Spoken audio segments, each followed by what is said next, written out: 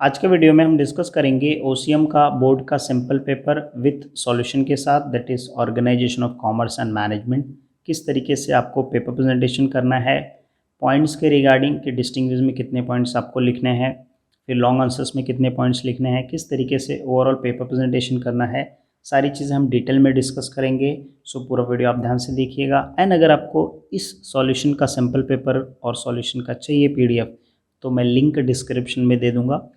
Page के जो video रहेगा उसके नीचे डिस्क्रिप्शन, उसको जब आप ओपन करोगे तो जो पहला लिंक रहेगा उस लिंक पे क्लिक करके आप जाके डाउनलोड कर सकते हो। इसके साथ में आपको बहुत सारे इंपॉर्टेंट नोट्स जैसे डाइजेस्ट हो गया, इंपॉर्टेंट क्वेश्चंस हो गए, और भी अच्छे मार्क्स स्कोर करने के लिए जो चीज़ें आपको फॉलो करनी है वो सारे चीज़ें आपको एक पेज पे मिल जाएगी। तो वो लिंक पे क्लिक करना, वहाँ पे पेज रहेगा, उस पेज पे आप सारी चीज़ें जाके एक्सप्लोर करके सारी इंपॉर्टेंट पीडीएफ को डाउनलोड करके और आप स्टडी ईजिली स्टार्ट कर सकते हो।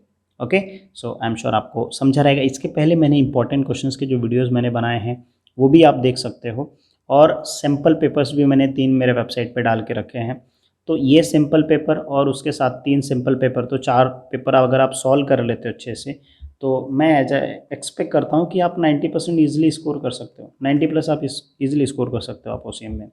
ओके, क्योंकि 20 मार्क्स इंटरनल रहेगा और फिर 80 मार्क्स में से आप 70 ईजिली स्कोर करोगे, क्योंकि जो मैंने इंपॉर्टेंट क्वेश्चन बनाए हैं, जो मैंने एक्सप्लेनेशन के वीडियोस बनाए हैं, जैसे ये जो नया क्वेश्चन है जस्टिफाई का, फिर उसके बाद ये क्वेश्चन नंबर 3 का डिस्टिंग्विश का, सभी चीज़ों का ऑलरेडी मैंने बना के रखा है सिंपल।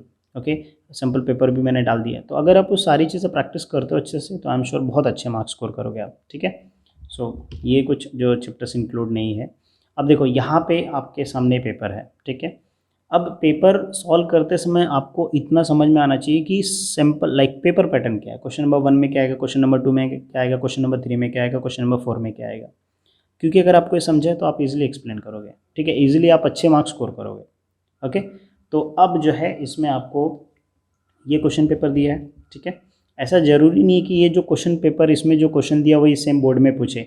ये सिर्फ और सिर्फ सिंपल पेपर है आपके प्रैक्टिस के लिए, ठीक है। यहाँ पे क्वेश्चन दिया है, अब उसके बाद फिर आंसर किस तरीके से लिखना है।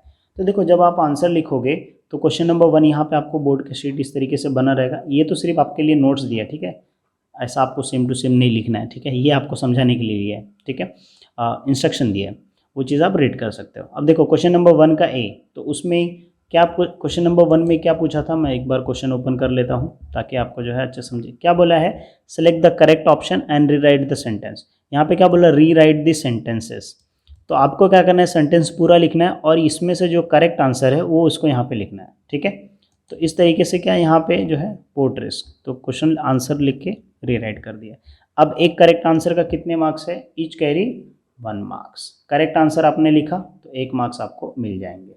ओके, तो उसके बाद देखो क्वेश्चन नंबर 1 का बी, अगेन पेयरिंग जो है, ग्रुप पेयर करना है।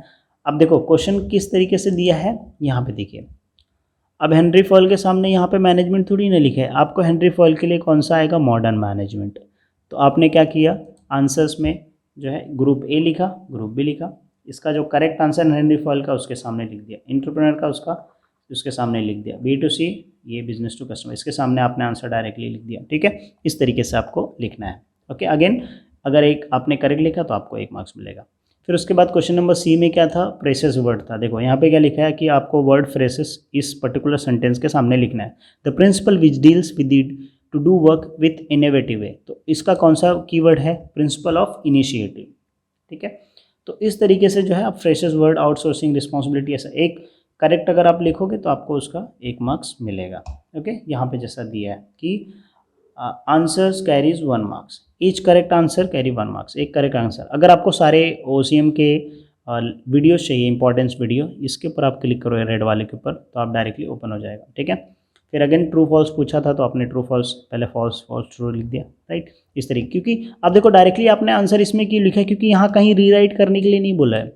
जहाँ पे रीराइट बोला रहेगा ना, वहाँ पे अपने को सेंटेंस पूरा लिख के फिर आगे लिखना। बहुत सारे लोग क्या करेंगे, क्वेश्चन उतार के उसके आगे क्या करेंगे, ऐसा मार्क करेंगे, या तो फिर यहाँ पे क्या करेंगे, या तो ऐसा मार्क करके ट्रू फॉल्स लिखेंगे, या तो फिर नीचे ऐसा क्वेश्चन, ये पूरा क्वेश्चन लिखेंगे, फिर आंसर्स करके फिर यहाँ पे ट्रू फॉल्स। ऐसा करोगे तो आपका टाइम थोड़ा सा वेस्ट, टाइम कंज्यूमिंग है। इसके लिए डायरेक्टली आप आंसर लिख सकते हो, क्योंकि यहाँ पे रीराइट कहीं नहीं बोला है। ओके, फिर उसके बाद आता क्वेश्चन नंबर 2, जिसमें आपको कंसेप्ट डिफाइन जो है वो एक्सप्लेन करने हैं। तो इसमें जो है आप मीनिंग मीन्स जो मेनली होता है आपको क्या करना है, मीनिंग एक्सप्लेन करना है, और कुछ अगर एग्जांपल्स आते हैं तो आप एग्जांपल्स भी जो है यूज़ कर सकते हैं, ठीक है, कुछ एग्जांपल्स भी यूज़ कर सकते हैं। ओके, अब देखो यहाँ पे क्वेश्चन नंबर 2 अगेन यहाँ पे आपको इस तरीके से जो है क्वेश्चन नंबर 1 में लिखना है, question number 1 question number 2। Okay, यहाँ पे ए बी नहीं है तो डायरेक्टली आपने 2 लिख दिया। ओके, फिर देन क्वेश्चन लिखा है, उसके बाद फिर आपने एक्सप्लेनेशन दिया, ठीक है, मोस्टली मीनिंग एंड एक एग्जाम्पल, ठीक है, या उससे रिलेवेंट कुछ भी जो आपको 1-2 पॉइंट आ रहा है वो आप एक्सप्लेन कर सकते हो, ठीक है।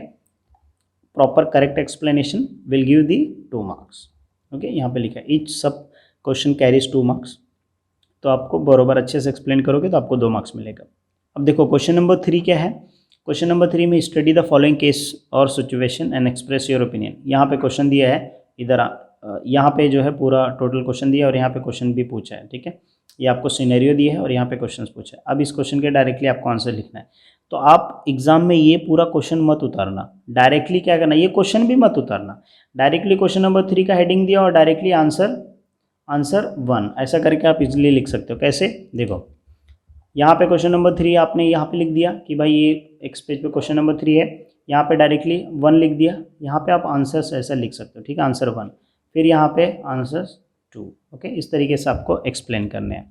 ओके, तो आई एम श्योर आपको समझ रहेगा किस तरीके से प्रेजेंटेशन करना है। एंड सबसे ईजी ही क्वेश्चन होता है, जो क्वेश्चन ये छोड़ के आएगा तो मैं क्या एक्सपेक्ट करूँ कि वो अच्छे मार्क्स नहीं स्कोर कर सकता है, राइट, क्योंकि इसमें क्वेश्चन आंसर्स दिया है, आपको सिर्फ ये पढ़ना है, क्वेश्चन रीड करना है, उसके हिसाब से इसमें आंसर देना, राइट। तो सबसे ईजी आंसर यही होता है एक्चुअली, ठीक है, और आपका जो आपने कितना स्टडी किया इसी पे ही मेन मार्क्स होता है, ठीक है। और ये क्वेश्चन छोड़ के आएगा तो फिर कोई मतलब नहीं है, अगर आप इसमें लिख के आओगे तो एटलीस्ट आपको हाफ मार्क्स तो मिलेगा क्योंकि केस स्टडी टाइप का, राइट। तो अगर आपका थोड़ा बहुत भी को रिलेट करता रहेगा आंसर तो उस पर मार्क्स मिलने का चांसेस रहता है। ओके, देन फिर क्वेश्चन नंबर 4 क्या है, डिस्टिंग्विश बिटवीन। अब ये कितने 12 मार्क्स का है, कितना करना है 3, मतलब 4 मार्क का एक क्वेश्चन है, ठीक है। तो कितने पॉइंट्स लिखने का, मिनिमम जो है 5 से 6 पॉइंट्स लिखने का। अब ये मैं क्यों बोल रहा हूँ, क्योंकि जब मैं बोर्ड का पेपर चेक कर रहा था उस टाइम पे मॉडरेटर जो होते हैं वो खुद एडवाइस करते हैं, इवन बोर्ड का रूल भी है कि अगर 1 पॉइंट लिखा है तो 1 मार्क्स मिलना चाहिए, ठीक है, करेक्ट पॉइंट होना चाहिए, एक्सप्लेनेशन करेक्ट होना चाहिए। कैसे, देखो अब यहाँ पे क्या किया है, क्वेश्चन नंबर 4 लिख दिया, पेज से स्टार्ट हो गया, ये पहला क्वेश्चन है, ठीक है, यहाँ पे आंसर लिख दिया, ये प्लानिंग है ऑर्गेनाइजिंग। अब अगर यहाँ पे प्लानिंग का मीनिंग लिख रहे हो तो सामने ऑर्गेनाइजिंग का क्या होना चाहिए, मीनिंग होना चाहिए। ओके, दोनों का आमने सामने मीनिंग होना चाहिए, ऐसा नहीं होना चाहिए यहाँ पे मीनिंग लिखा है यहाँ पे ऑब्जेक्टिव्स एक्सप्लेन कर दिया, ऐसा नहीं, इसका भी मीनिंग होना चाहिए तो इसका भी मीनिंग, इसका ऑब्जेक्टिव तो ऑर्गेनाइजिंग का भी क्या होना चाहिए, ऑब्जेक्ट होना चाहिए, दोनों का सेम प्रॉपर सही तरीके से एक्सप्लेनेशन करते रहना चाहिए, ठीक है। अगर वो प्रॉपर एक्सप्लेनेशन रहेगा, देखो यहाँ पे 6 पॉइंट लिखा है, बट आप अगर 5 पॉइंट भी लिखते हो तो भी आपको करेक्ट एक्सप्लेनेशन देते हो तो भी आपको मार्क्स मिलेंगे, ठीक है। आप 6 पॉइंट मैक्सिमम 6 पॉइंट समझ के चलो कि 6 पॉइंट्स आपको ज़्यादा नहीं लिखना है, ठीक है, 6 पॉइंट्स इज़ मैक्सिमम, ठीक है, 6 पॉइंट्स इज इनफ, सिर्फ आप एक्सप्लेनेशन प्रॉपर करो, ठीक है, क्योंकि जो बोर्ड का पेपर चेक किया रहता है वो खुद बोलता है कि एक पॉइंट का 1 मार्क्स मिलता है, ठीक है, तो कभी वो एक्स्ट्रा बोलेगा नहीं लिखने के लिए। तो आप हमेशा ये चीज़ याद रखो कि अगर आपने बराबर अच्छे से पढ़ा है तो 6 points is enough for 4 marks, ठीक है। इस तरीके से जो है आपको एक्सप्लेनेशन करना है। एंड जो मैंने आपको बताया कि आप सही से डिस्टिंग्विश करना है, जैसे अभी जो है मॉनेटरी जुडिशियल जुरिडिक्शन का आप यहाँ पे लिख रहे हो तो इसके सामने इसका भी एक्सप्लेनेशन वही होना चाहिए, सेम होना चाहिए, ऐसा नहीं होना चाहिए डिफरेंस हो जाए, ठीक है।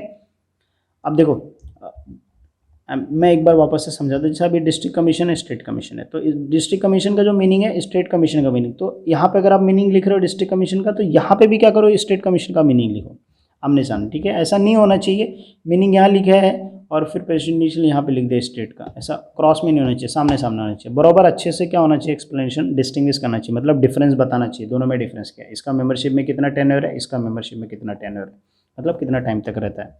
Okay, so I am sure आपको समझा रहेगा। यहाँ पे देखो लिखा भी है 1 marks for each point, board के रूल के हिसाब से 1 पॉइंट का 1 मार्क्स मिलेगा, करेक्ट एक्सप्लेनेशन होना चाहिए ब्रीफ में, मतलब शॉर्ट में। ओके, सब क्वेश्चन ये 4 मार्क का रहता है, ठीक है, तो आई एम श्योर आपको समझा। अब उसके बाद आता है question number 5। Question number 5 basically short note type का, ब्रीफ का है, 2 करने हैं, 4 मार्क के हैं, तो 4 मार्क का है तो कितने पॉइंट लिखोगे, 5 पॉइंट या तो फिर 6 पॉइंट, उससे ज़्यादा आपको एक्सप्लेन नहीं करना है, ठीक है। अब यहाँ पे state any 4 types of deposit, तो यहाँ पे 4 बोला है तो 4 ही लिखो ना, 5 लिखने का ज़रूरत ही नहीं है। ओके, यहाँ पे एनी 5 बोला तो सिर्फ 5 लिखो, एनी 5 बोला तो 5 लिखो, एक एक्स्ट्रा लिखना है आपको, बोनस देना तो लिख दो, 6 लिख दो, कोई दिक्कत नहीं, आपके पास टाइम है तो।